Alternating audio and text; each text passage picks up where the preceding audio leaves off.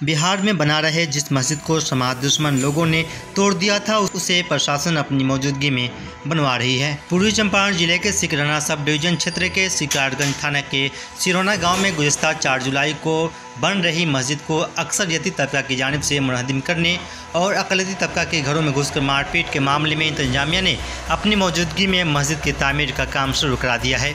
मौके पर पुलिस अफसरान और एहतियातन करीब 200 पुलिस एहलकारों को जिला से बुलाई गई थी। प्रशासन की तरफ से बढ़ाए गए इस कदम से अल्पसंख्यकों में खुशी की लहर है। मालूम हो कि इस मामले को सबसे पहले मिलेट टाइम्स दुनिया के सामने लाया था।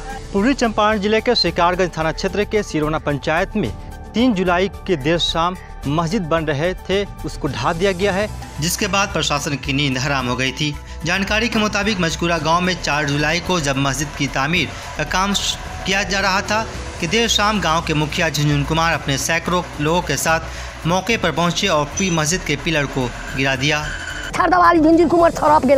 और अल्पसंख्यकों के घरों में घुसकर लूटपाट, गाड़ी के शीशे तोड़े और मारा पीटा। इस मामले में कई लोगों के खिलाफ दर्जनों दफात के तहत मामले दर्ज किए गए। मकामी सीओ की तरफ से अक़लियतों के हक़ में फैसला आया।